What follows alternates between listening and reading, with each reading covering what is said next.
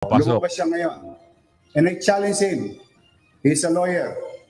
Pwede ba magpatayo ng building ng walang building permit? Ngayon nila imbestigahan sa Quadcom ang sarili nila.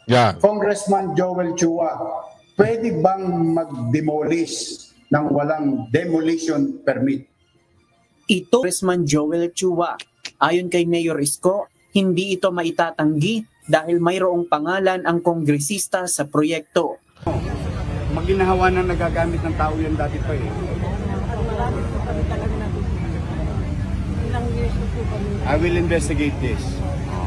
But for the meantime, manatili kayo sa daycare ninyo. Sabihan ninyo na yung mga magulang. At hindi niya po pwedeng ituro lang yung regional director at yung district engineer. Pangalawa, hindi sapat na sibakin lang sa pwesto yung mga opisyal ng DPWH. Dapat maglunsad ng komprehensibo at malawakan na investigasyon sa lahat ng opisyal ng DPWH. Isama na rin natin na imbestigahan yung mga kontraktor, pati yung mga miyembro ng Bids and Awards Committees. Yes. Good morning mga kasama. Nandito na naman si Kuya Boots nagbabalik. At syempre, kung hindi ka pa nakasubscribe sa ating channel, pa-subscribe na lang po at hit mo na rin yung bell para updated ka sa ating mga video. Grabe, no? Oo, nagpakita kayo ng napakadaming yung sasakyan. Nagpa-interview kayo. Tapos ngayon, hindi ko i-attend sa hearing. Ayan, yung pag-uusapan natin na ito ay bali-balita. Na talagang nagalit itong si Ka Erwin dahil inuna pa raw yung pagbabakasyon kaysa dito sa investigasyon. Yung Blue Ribbon na pinangahawakan ni Senador Marcoleta nagkakaroon ng linaw at ang ganda talaga ng pukpukan. Bakit? Mga nagngangawa at nag-aatungal lang. Yung mga asong yung mga bakulaw na mayroong tinatago. Gaya dyan sa Maynila. Nasampulan na ho. Ni Mayor Isko Moreno, itong si Chua at si Valeriano. Oo, di ba? Nasampulan. Barangay hall, ginawa mong, nilagay mo sa sidewalk. Tapos itong issue ng floodgate, ni District 2, Aguy. District 2 ba? District 5? District 2. District 6. Kung hindi ako nagkakamali. Yung isa naman, may issue rin. Tatlo yan sa District 3. Binabalasan ni Mayor Isko. Mamaya ipapakita ko sa inyo. Ito naman kay got 31.6 billion in flood control deals. Ito yung St. Timothy Corporation. Tama ba, Kuya Gus? Ito, balita rito eh. Alam nga mandagdagan ko to. Diba? Kaya nakikita na natin na napakaganda ng ginawa ng Blue Ribbon, ang committee ni Senador Marcoleta na birahin. Birahi. Vico Soto, matapang na siniwalat ang pamilya Biskaya, DPWH contractor kasama si naku. At talagang tuluyan ang hindi nagpapakita pala itong si Ko. Kahit nung pasimula pa lang yung 20 Congress hanggang ngayon, hanggang sa kasalukuyan, hindi nakikita. Bakit kaya? Yan ang tanong. Pero nakalike ka na ba? Like ka muna. Share ka na rin at mag-subscribe ka at i-bell all mo para nakakatanggap ka ng notification. At syempre, meron dyan join button. Sali ka sa community natin. Pasok tayo. Mula sa pagiging pribadong negosyante hanggang sa pagpasok sa malalaking kontrata ng pamahalaan, sumikat ang pangalan ng Diskaya family bilang isa sa pinakamayayamang pamilyang konektado sa sektor ng konstruksyon. Sa mga nakaraang taon, ang mga kumpanyang inuugnay sa kanila gaya ng Alpha and Omega General Contractor and Development Corporation at St. Timothy Construction Corporation ay kabilang sa top contractors na nakakuha ng malalaking flood control projects ng Department of Public Works and Highways. Ayon sa aggregated data ng Malacanang at isinapubliko ng ABS-CBN at iba pang news outlets, ang St. Timothy Construction ay naitalang may proyekto na tinatayang aabot sa higit 7 billion pesos, habang ang Alpha and Omega at iba pang kaalyadong kumpanya ay nakatanggap din ng magkakasunod na kontrata na tumatakbo sa daan-daang milyon hanggang bilyong piso ang kabuuan. Sa mga public contract documents ng Department of Public Works and Highways, malinaw na makikita ang sunod-sunod na Notice of Award at Contract of Agreement na pinirmahan ng mga opisyal ng ahensya kasama ang mga kinatawan ng mga kumpanyang ito. Nakalista ang mga flood control works, riverbank protections at drainage projects sa iba't ibang probinsya at lungsod, na may mga halaga mula sa 40 milyon pesos hanggang higit 100 milyon pesos bawat kontrata. Bagamat hiwa-hiwalay ang mga proyekto, kapag pinagsama ay aabot sa multi-billion pesos na kontrata na umikot sa iisang grupo ng mga contractor. Ang mag-asawang Cesar Rowena, Sara Diskaya at Pacifico Curly Diskaya II ang itinuturong nasa likod ng mga kumpanyang ito. Agoy. Kilala si Sara bilang General Manager ng isa sa mga nasabing kumpanya batay sa corporate papers at ilang Department of Public Works and Highways documents. Sa labas ng konstruksyon, nakilala rin sila dahil sa kanilang marangyang pamumuhay, sa ilang panayam at online features, ipinakita ang kanilang koleksyon ng luxury cars na umabot umano sa 40 units, kabilang ang mga high-end na European brands. Yan. Ang dami, no? Ha? Not just one, not just two. Ha? More than 30. Yan ang sabi sa video dyan. Luxury car. Kung ako contractor, hindi ako mag-aaksaya bumili. Kung ako mayaman, hindi ako mag-aaksaya ng ganyang karami. Hindi mo na magagamit isang beses. Hindi mo magagamit lahat. Sorry mali pala yung term ko. Hindi mo magagamit isang lahat sa isang araw. Maging practical. Ha? Ay, sa bagay, ang daming pera. Oo, daming pera Yung sabi sa balita Diba? Magkano ang kinakaban?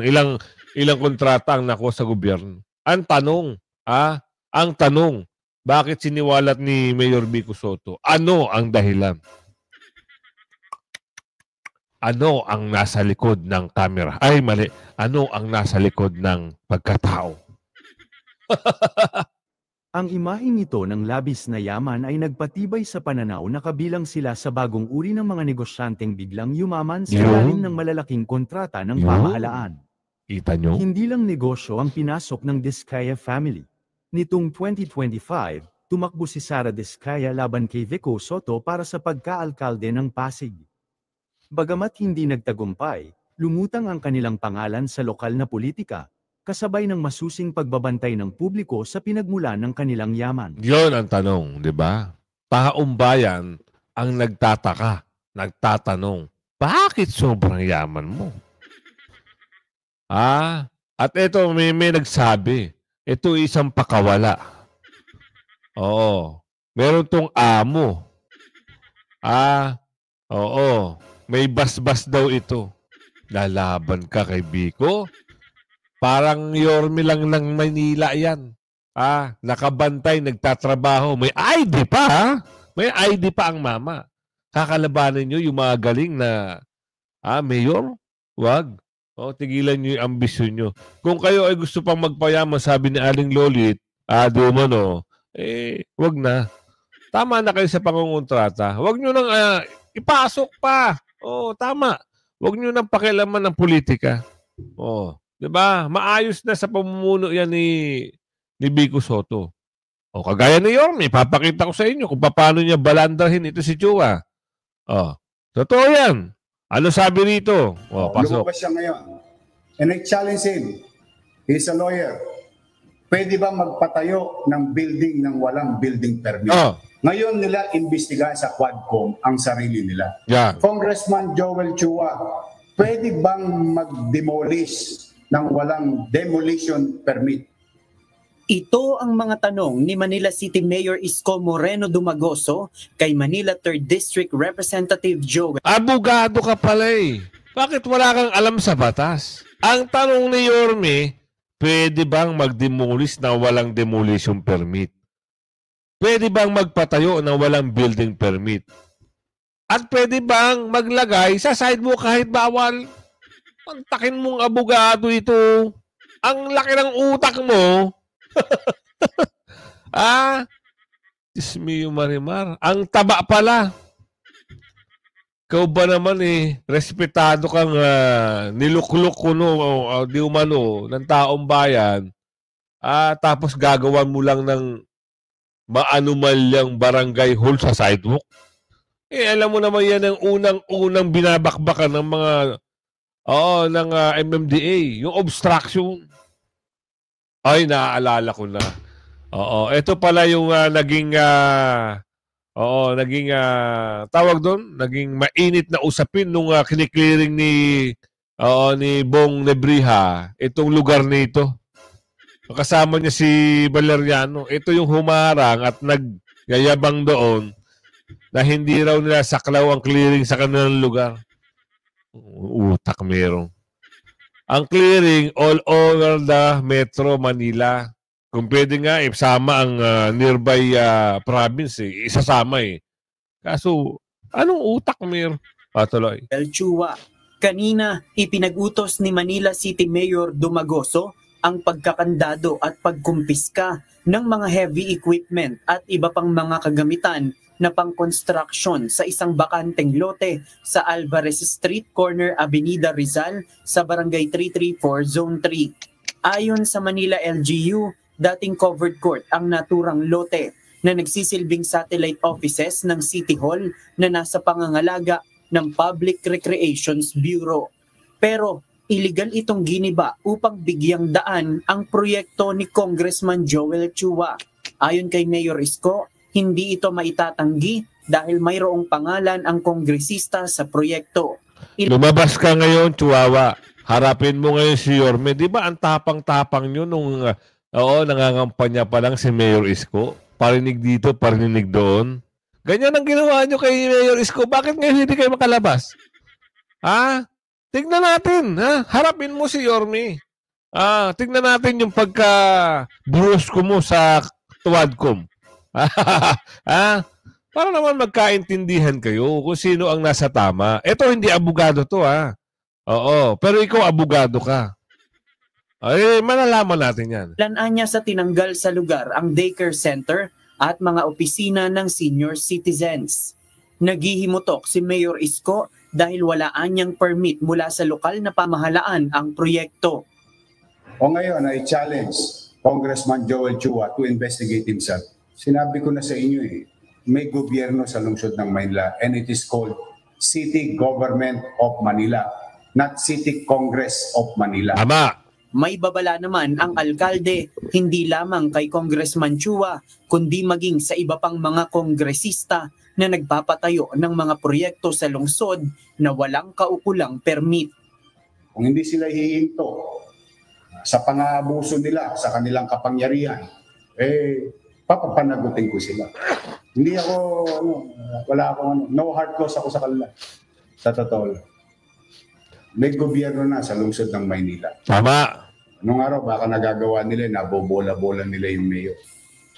Kinukuna na ng UNTV News and Rescue ng reaksyon si Congressman Chua hinggil sa insidente at inaantabayanan ang kanyang ibibigay na pahayag. Malamang walang pahayag yan. Mali Oo, mali. Ikaw ba naman mag-demolish ka, walang permit, hindi ka dumaan sa tamang proseso. Alam mo naman ang batas. Alam mo naman yan. Bakit ganun, ha? Gusto nyo mapanood yung buong detalye kung paano nagalit si Yorme Isko? Chua. Chua tsaka yung dalawa pa. Abangan nyo ang pagbabalik. Nagsisimula na ang... Pwede bang ihalin tulad natin? Sino ba yung tigre? Ang agila kasi si Yorme, si BP Sara at saka si Tatay Digong.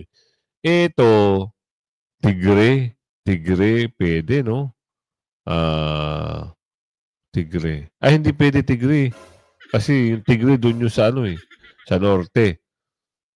Pwede siguro ito leon, Ang leon ng Maynila. Pasok. Saan yung property namin? Yung mga bakal. Ang laki-laki niyan Pag hinahawa yan na nagagamit ng tao rito. Lahat. Ginamit ko pa yan ng pandemic Diyan ko nilagay yung mga pulubi sa kalye sa buong buwan ng pandemic.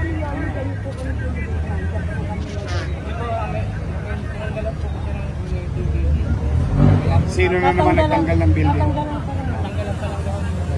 Si Randy. Randy! Ano na po kami na po sa baba, magaling ng failure. Saka sakaling tanggalin nga. Randy. Ito, diretsa. May permit sa ito, wala. Oh. Bakit nyo tatanggalin yung kuryente ng daycare? Huwag nyo tatanggalin yung kuryente ng daycare. At kayo, manatili kayo dyan hanggat walang pasya ang pamahalang lungsod ng Maynila. Hindi congressman. Bakit? Property yan ng Maynila. Hindi yan property ng Kongreso. Pero yung ang sabi po sa amin, papatayan na kayo ng kuryente. Hindi po, Nay. Bakit? Ito ang city electrician. Hindi pwedeng sabi-sabi lang. Katulad yung sinasabi ni Chairman. Huwag kayong umalis doon hanggat hindi sinasabi ng pamahalaang lungsod ng Maynila. Kasi property yan ng lungsod ng Maynila, hindi ng Congressman Chua. Kaya yung sinasabi, kaya nagkakagulo gobyerno. Ang hilig-hilig makialam ng congressman. Ayan, tingnan ninyo, property namin yan. Ginagamit ng taong bayan yan. I know. Maginahawa na nagagamit ng tao yan dati pa eh.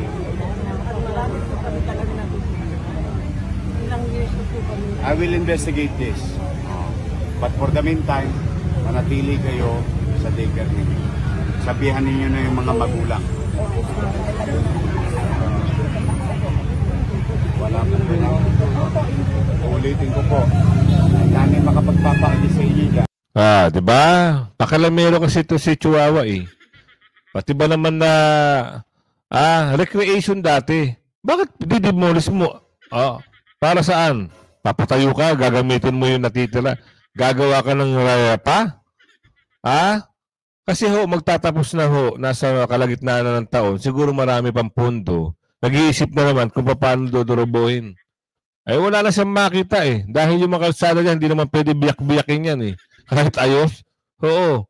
Gagawa na naman ng paraan ito para yung pondo niya makip at hindi maisuli sa gobyerno ulit. Ngayon, hindi pa pwede.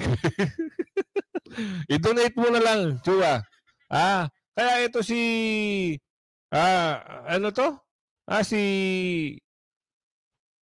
nagngangal-ngal. Dahil daw yung binubulgar daw ni Mayor Magalong, pangalanan daw kasi nadadamay daw lahat ng mga kongresista. Kung hindi naman ikaw kasama bakit tinatamaan ka? Ito rin yung taga Maynila. Yung binibira na rin ni Yorme. Dahil yung pumping station pala yun. Yung pag nagbaha, binubuksan yung pumping station para sipsipin yung mga baha papalabas ng Manila Bay. Mantakin nyo ilang taon na hindi gumana. Tapos hihingi pa ng pondo di umano para paganahin. Ay, nabuko ni Yorme. Nagngangaw-ngaw ito. Sabi dito, kinukundi na niya yung sinasabi ni Mayor Magalong. Huwag ka na mamepela. Kung nasasaktan ka, damdamin mo. Pero kung apektado ka siguro, no. Tuloy natin to. Ngalanan na ang mga sangkot na kongresista sa umanay katiwalian sa flood control projects para mapanagot. Yan ang giit ng isang mga kongresista matapos ang mga isiniwalat ni Senator Ping Lacson sa kanyang privilege speech kahapon. At tayo mula sa kamera na sa frontline ng balitang yan, si Marian Enriquez. Marian, ano ba ang reaksyon, ano ba ang komento ng mga kongresista dyan tungkol dito sa speech ni Senator Lacson? Yes, Ruth, nakagagalit at nakasusuka ang sistema ng korupsyon. Yan daw yung naramdaman ni Manila 2nd District Representative Rolando Valeriano. Napanood niya yung privilege speech ni Senator Panfilo Lacson. Nakakagalit, nakakasuka. Yung korupsyon. Talaga ba? Huwag mo kami lakuin, no? Iba na lang. Hindi naman bobo ang mga Pilipino. At lalong-lalo na, nung nabuko ka ni Yorme, doon lahat ng malingasaw ang mga bantot nyo. Pinagluloko nyo kami. Nakakasakit, nakakagalit talaga yung mga pinagagawa nyo. Doon, galit ang mga Pilipino. Saktan ka? Bakit? Totoo? Sabi ni Aling Ledesma, di umano? Gigil na sa inyo mga taong bayan. Tungkol sa mga maanumalyang flood control projects. Dapat daw pangalanan na ang mga sangkot para magkaalaman na kung sino-sino ang mga dapat panagutin. Nadadamay daw kasi ang buong Kongreso sa mga... Naku, talaga naman. Totoo ba yan? Nadadamay o talagang kadamay-damay. Di ba? Siniwalat ni Yorme yan eh. Oo, meron ka ng bantot. Oo, totoo yan. Galingan nyo na lang dahil pag nagkaroon at nakasama sa investigasyon, sigurado pasok sa banga. Itong aligasyon. Mismong si Kong Valeriano wala raw alam sa mga ibinunyag ni Lacson. Sinagot din ni Valeriano ang mga nagsasabing may conflict of interest kapag iniimbestigahan ng Kamara ang mga maanumalyang proyekto kontra baha. Aniya, meron din naman daw oversight function ang Kongreso na dapat nilang gampanan. Kahapon, sinabi ni Senator Ping na hanggang 6% ng pondo para sa flood control projects ay napupunta umano sa mga may hawak ng distrito bilang royalty o lagay. Samantala, sinagot din ni Valeriano ang banat ni Vice President Sara Duterte na hindi lang dapat mga kontratista ang imbestigahan, kundi lalo ang mga kongresista. Tama! Tinapog niya pang mga tauhan ng mga congressman ang mga contractor. Narito ang pahayag ni Congressman Valeriano. Hindi pwedeng lagi tayong tahimik o babaliwalayan natin to dahil ganyan ba talaga? Hindi lamang po bagay na... Totoo ba? Abangan mo nga. Ayan na si Mayor Isko. Siniwalat na nga yung pumping station eh. Kulang pa ba yung pondo para gumana? Ilang taon? Lahat yan. Magkakaroon ng linaw yan. Sabi ni Aling Ledesma. Pati buhay na dahil dito sa flood control. Dahil binaha not only in Metro Manila pero halos buong Pilipinas. 2004 pa sinasabi ni Yorme. Bakit hindi yung inaksyonan? Ano nangyari? Kulang nga. Para gumana ang pumping station. Binaha talaga dahil mga tulog. Siguro po yung kinakalat ni Vice President na yan, mukhang lies na naman po, mukhang kasinungalingan. Hindi yan kasinungalingan, totoo yan. Hindi nagsisinungaling si Bibi Sara. Kayo lang ang mahilig magsinungaling. Nabubuko kayo eh. Ang bumubuko pa sa inyo, mayor nyo. Di ba? Paano malalaman ng taong bayan yung anomalya sa pumping station? Sige nga, kwento mo nga. Di ba? Ang gagawin nyo, tapos papa-interview kayo, eto na naman sila, andyan na naman sila, gamit na naman sila ng ano. Pero hindi aabante yan. Si Yorme pa binangga nyo, pinagtripan nyo, 3 kayo. Sinama nyo pa yung babae na tinulungan lang kayo ni Yorme. Kinakalaban nyo yung Leon ng Maynila. Leon na tawag ko kay Mayor kasi talagang At siguro pagtakpan niya yung ibang mga kapalpakan niya. Lagi na lamang kapag may issue sa kanya, ang ituturo niya, Kongreso na rin. Kita nyo? Papa-interview ka ang banat mo, Bibi Sara. Akala ko ba galit ka doon kay Mayor Magalong? Bakit ang tumbok mo na naman kay Bibi Sara? Utos ba yan? Lagi kayong gigil kay Bibi Sara. Abangan nyo, yung malapad na pakpak ni Bibi Sara, unti-unti nang, abangan nyo. Ayan ang mga paandar nila. Kaya hindi natin alam dito sa mga ito. Susunod, mag-si-attend kayo pag pinatawag kayo para magkaalaman. Dahil gigil din ito si Katulpo, si Ka Erwin, doon sa mga pinatawag, hindi na maumatin. Tuloy mo. Kagaya kanina, nainis na ako. Hindi sumipot. Ang reason, nakalib. Pwede ba yun? Investigasyon ito eh. Unahin mo yung lib mo dahil prior daw, nakapareceive ng ticket. Wala akong pakialam doon. Nawawala yung 545 billion flood control. Mas mahalaga ba yung bakasyon mo kasi sa 545? Magpaliwanag ka. Di ba pag may atraso ka, kasama ka sa mga gumawa ng kalukuhan, magpaliwanag ka. Tama. Hindi sabihin mo, parang investigasyon sa pulis, magbabakasyon mo na ako, chip, babalik ka na lang kita. No. I mean, this is an investigation. 545 million, hindi naman barya yun eh. Diba? That's a whole lot of money. They have to answer. They have to be here. Kaya nga, siguraduhin ko, babantayan ko, na pag hindi ka na naman sumipot, talagang dapat warrant na ipadala sa'yo. Hindi na sa... Tama. Diba? Warrant na ipadala sa inyo para magkaalaman. Sa mga susunod na panahon, ibang klase na ang mangyayari dyan. Pag hindi nga pa sumipot, padalahan nyo ng warrant. Ano pang gagawin nyo dyan? Diba? Kung hindi naman kayo sinusunod. At saka tutukan ito lang tutukan ito. Ang maganda rito, taong bayan din ang nakatutok, hindi lang sila-sila. At ang kagandahan pa dito, pati ho yung ibang kongresista, nagsasalita na rin yung representative na party list. Kagaya ito si Eli. Tama ba? Eli, pangalan na ito eh. Wat kana na sumusulpot at lumulutang itong mga palpak at maanumalya ng mga flood control projects. At sa katunayan, di nga palpak eh. Kasi wala, ghost. Meron sa papel, pero wala sa aktwal. Ang nakakagalit dito mga boss, bilyong-bilyong pisong pinag-uusapan natin dito. Hindi hundreds of millions of pesos billions of pesos. Pera nating mga manggagawa at ordinaryong Pilipino yan. Pero alam naman natin mga boss na wala nga amin dyan eh. Sino ba namang magnanakaw na ituturo yung sarili niya? Kaya nga ang dapat na gawin natin dito, paaminin natin. Patugain natin mismo yung mga sangkot sa mga maanumalya at ghost na flood control projects. Tama. Sabi ni PBBM, he is very angry. Kami rin po, Mr. President, galit. Yun doon lang hindi kami naniwala. He's very angry. Talaga ba? Pero panagutin, doon kami maniwala. Nagalit. Kaya Mr. President, kung talagang galit na galit kayo at totoo yung galit ninyo, ang una nyo pong gawin, sibakin si Secretary Manuel Bonoan ng DPWH. Bakit kailangan sibakin yan si Secretary Bonoan? Sino ba ang ahensya na nangunguna sa mga infrastructure projects, kabilang na yung mga ghost flood control? Hindi ba DPWH? He has the command responsibility as the head of the agency. Siya ang may pananagutan dito. At hindi niya po pwedeng ituro lang yung regional director at yung district engineer. Pangalawa, hindi sapat na sibakin lang sa pwesto yung mga opisyal ng DPWH. Dapat maglunsad ng komprehensibo at malawakan na investigasyon sa lahat ng opisyal ng DPWH. Isama na rin natin na imbestigahan yung mga kontraktor, pati yung mga miyembro ng Bids and Awards Committees na nagbibigay ng pahintulot dyan sa mga kontraktor na makaklinch ng projects. Kung kinakailangan na baliktarin, yanigin, yugyugin yung buong ahensya ng DPWH,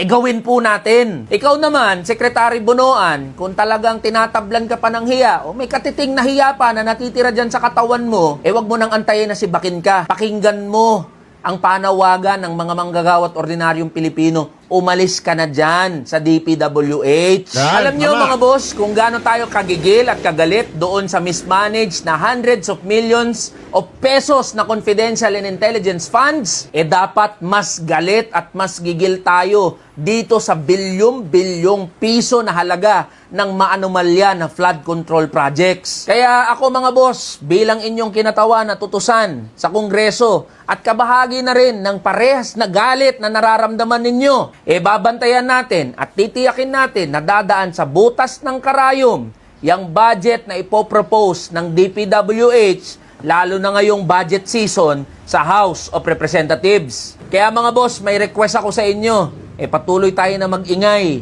magbantay, at huwag nyo hayaan na mawala na lang yung galit natin. Dapat may mapanagot at gumulong ang ulo dito sa mga maanumalya at ghost na flood control projects. Dapat may managot talaga. Hindi pwede puro ngaw-ngaw lang talaga. Bantayan nyo. Lalong-lalo na yung boss nyo. Aray ko. Bantayan yung boss nyo kasi sino ba yung gumawa ng kalokohan ng, di ba? Insertion. Sino? Dalawa lang, 3, 4, 5. Sino? Sino yung sinabi ni Bibi Sara? Sila lang yun. Ngayon, ayaw nila magpakita. Kahit anong imbita sa kanila, ayaw na lang lumabas. Nagtatago ng araw di umano eh. Parang lumipad na raw ata di umano eh. Di ba? Yan ang mahirap. Ano pang mangyayari niyan pagdating ng dulo? Tatakas na lang, mawawala na sa usapin. Hindi ba pwede? Galingan nyo. Isukan nyo lahat yung mga dinorobo nyo sa kaban ng bayan. Hindi pwedeng paganyan-ganyan lang. Huwag ganun.